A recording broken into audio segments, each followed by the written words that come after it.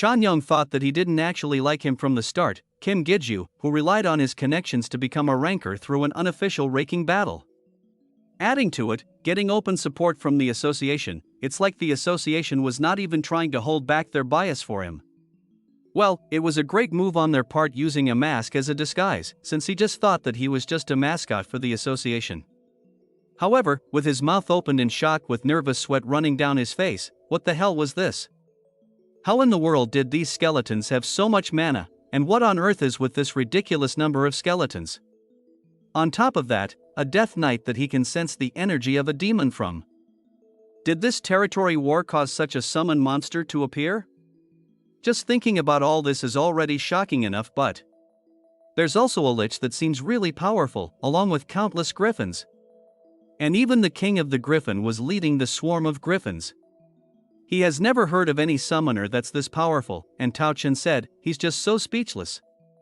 This was way beyond the capabilities of just one person. As the portal closed, an angel stood before Giju. He asked the guys if they were ready, and Hamiel replied yes. On his right hand he held the sword form of camel, on his left hand he held the sword form of an ale. Michael remarked that this man even commands angels. Just who the hell was he? Giju called upon El to appear before him. And with thundering energy in the sky, El's human form stands before him. She told Hamiel to start, and he agreed. El had remembered something important, the way to evolve without having to gather all the materials. As Hamiel stabbed El with both of the angelic swords, she started to glow with a golden aura. On the battlefield, the skeletal warriors were fighting the giant mantises, and in the air, the griffins were attacking the giant commanders. Changyong, seeing all this, said, "Damn it, they couldn't lose out to them. The Blue Dragon Guild will also be the one to lead the battle." Raising his sword high in the air, he told his Blue Dragon Guild to advance into the battlefield and show them what a top 10 strongest guild can do. With their spirits raised, his followers charged into the battlefield. Changyong acknowledged that Giju wasn't just a pretty face, but there's a limit to how much he can do by himself, since he couldn't possibly have unlimited mana. He wasn't about to let him steal all the credit alone. Just then, Tao Chen sensed something and turned to look towards the sky behind him, and was shocked at what he saw. Upon noticing others gazing at something in the air, Do Hyung quickly turned to look. Something was shooting through the air at high speed, to get to the battlefield. And as feathers dropped from sky, El's majestic adult figure could be seen standing in the sky, with her wings spread behind her. As another pair of wings approached her from behind, she asked if he won't do anything to get in her way, right? And Michael, bowing with his hand on his chest, replied, "Yes, Saintess." She turned her head back to look at him and said, "Don't call her Saintess, since she was given the name El by her master. She will simply carry out the orders given to her by her master, so if he wanted to help her, then help however he wanted." Then, without saying another word, she rushed forward at high speed. As she quickly approached one of the 3 gigantic enemy commanders, she met the enemy attack with her sword, easily cutting off the front arm with a single slash of her sword. With blood gushing out from the wound, the monster let out a menacing roar. However, El just calmly raised her sword in the air, collecting the holy energy for her next attack. With energy coursing in the air, the sky opened to release a lightning strike that landed on the enemy before her with a devastating blow. The Lich told his undead warriors to step back, since this power was bad for them. As the attack created a mushroom cloud on the battlefield, the other players came to a stop and just stood there. They started at the scene before them dumbfounded, as Tao Chen could only remark that there is an angel, and asked if they could believe this, to think there's someone who's capable of controlling angels and demons at the same time. And that power, but stopped his speech as something caught his attention. In front of him, a love-struck Changyong was blushing red, as he stared at the angel in the sky and called her his goddess. Tao Chen was left speechless and confused at this sight. As both El and Michael continued to use their power to assault the enemies on the battlefield, the undead forces could only stand by watching the scene before them. The Lich wanted to curse them, saying that he didn't intend to work together in the first place, but they're just doing whatever they want. He wanted to swear at them openly, but doesn't dare to do it because he's a little scared. El concentrated her holy energy on her sword, then shot a beams of energy at the enemy below her, but the battered enemy commander saw the incoming attack, and used its remaining front arm to easily deflect the attack. Then with a glint in its eye, it laughed knowingly. El grunted with effort. The enemy lost one of its arms at the start because it let its guard down, but that same move won't be as effective anymore. And since her evolution was rushed, her strength was, as the battle between the angels and the enemy commanders came to a standstill. Tao Chen looked at the battle and remarked that it's been a while since he had thoughts like he might get in someone's way if he helped, while Changyong stared love-struck. Suddenly Tao Chen noticed something, and shouted for the guild leader Changyong to look at the front. Getting caught off guard, Changyong nervously said that he was looking, then turned back to stare in shock at what he saw in front of him. A cloud of dust was being kicked into the air by the quickly approaching enemy army. The endless amount of enemy forces were still coming towards them. Changyong grunted with frustration and couldn't believe that there were still so many of them left. Then shouted for everyone to prepare for battle, they're coming. As the Lich commanded his long-range forces to continue their attacks, he couldn't believe that the angels let that many monsters escape, calling them pathetic. Michael was letting out another blast of power, but complained that unless they can gather all of them together, it'd be impossible to take them all out at once. While Elle let out her anger, calling them insects. Then shouting how dare they approach her master, as she moved among them slashing at the enemies in her wake. The enemies with their heads slashed off soon turned into crystal drops littering the battlefield. Michael could only look at Elle from a distance, marveling at how angry she was. Then noticing an attack coming at her from her blind side, shouted out to Miss Elle to warn her. Elle barely had time to block the attack from the enemy commander. Grunting with effort, she knew that her strength was slowly going away. The other players used their ranged spells and arrows to attack the monsters in the sky, but the enemies did not cease their relentless assault. Yubin remarked that something strange, and Do-hyun agreed, saying that they don't seem to care and kept on flying by, even when they're attacking them. Then Tao Chen noticed something, and shouted for everyone to protect Morningstar. Turning his head around, he shouted that the enemy were aiming for him. He thought, damn it, he was wrong to think that this was just a fight with normal monsters, but this is a territory war.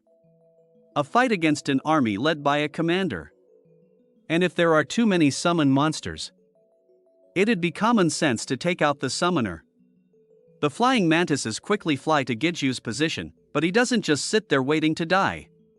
Instead, he activates his elemental fire and spirit fusion skill to imbue his sword with fire.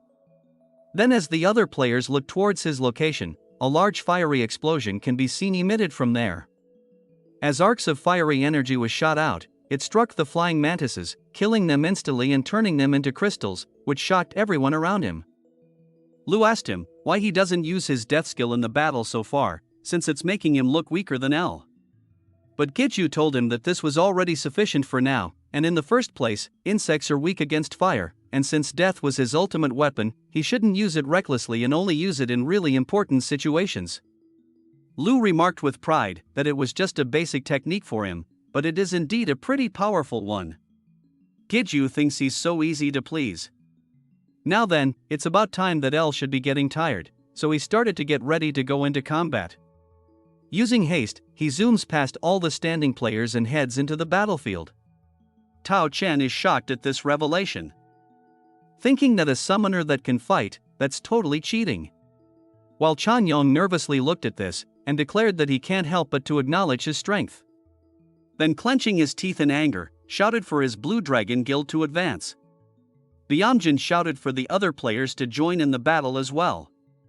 While the battle commenced on the battlefield above, deep underground, a monster figure seems to be slumbering.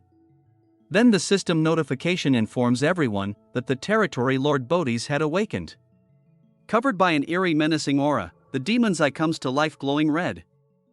Meanwhile outside the gate, at the external standby team's temporary camp at the Gangnam station. The guild masters of the Morningstar Child Guild are having lunch and discussing the expedition. Seonpil mentions that it's been 10 hours since the expedition team went in, and they are still on standby. Dongyi reminds him that being part of the standby team means they are fighting against time, since they never know when a gate break might occur. To which Seonpil can only sigh deeply, causing Dongyi to recall that Seonpil has relatives inside the gate. Trying to cheer up the mood, he said that they were just preparing just in case, so he's sure that nothing bad will happen. Seonpil agreed. saying that since Giju was with them, everything should be okay. Since he was someone who has always performed extraordinarily.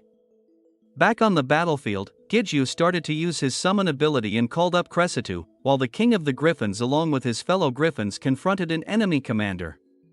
Cresu lunged behind the enemy commander and grabbed its limbs and neck from behind, to limit its mobility. The enemy commander let out a terrible screech, which drew the attention of Changyong and others on the battlefield. Turning to look, he couldn't help seeing another new summon assisting in the battle. Meanwhile, Taochen told him not to just stand there in awe, he should just accept the fact that Giju was very skilled and move on. Grinding his teeth in frustration, he accepted the fact and said that there shouldn't be anything more surprising than this. On another part of the battlefield, Giju jumped up into the air to face off with another enemy commander. He then used his binding skill, binding the strands to the neck of his enemy. Then using the recoil effect of pulling on his binding, he launched himself towards the enemy commander. When he got close to his target, he used elemental fire to blast its head, and the enemy let out an angry screech. As Giju landed back on the ground, he saw the enemy commander's head still engulfed in flames. As the flames disappeared, the scorched angry face of the commander stared menacingly at Giju. It furiously attacked him with its huge arm, but at that very moment, Giju told Lu that it was now his turn to shine. As he drew the power of death around the black sword for a counterstrike, he unleashed the attack at the same moment the enemy's attack was about to reach him. His powerful attack not only stopped the enemy's attack, but it cut the enemy in half and beyond. This single attack dumbfounded the other players who looked upon this scene. And they all froze upon seeing this spectacle. His attack left a gigantic fissure on the ground, as far as the eye can see. The system notified him that he had defeated one of Bodhi's captain, Manteoth, and the agophication of Manteoth was successful.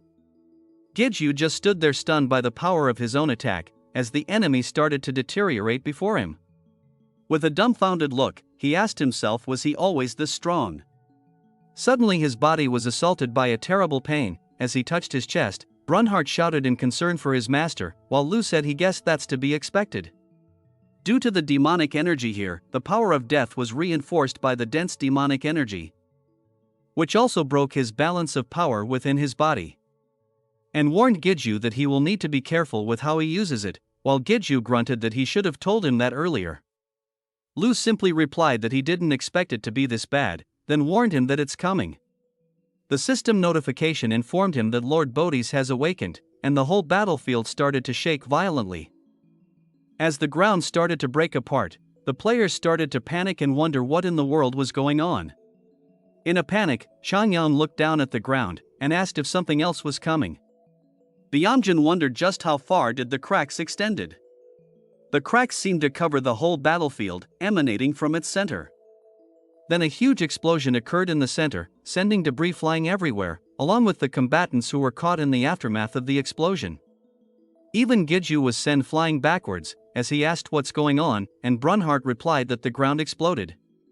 Using elemental dark, he created wings to hover in the air as he looked at what just happened. To his surprise, he saw a gigantic cocoon before him, thinking, is this really Bodhi's cocoon? He asked how could Bodhi's be this big, and Lu replied that he knew that he was big, but not this big. It might be due to his rage, but it might explode and blow this entire place away. Giju couldn't believe the situation he was in. But Lu continued to say that this was very theoretical, but would he be able to tell if he found himself in a situation where he thinks there's absolutely no way he'll be able to win a fight? Giju just stared at him, then incredulously asked what? Subscribe to the channel for the next part. Thank you for watching, until next time.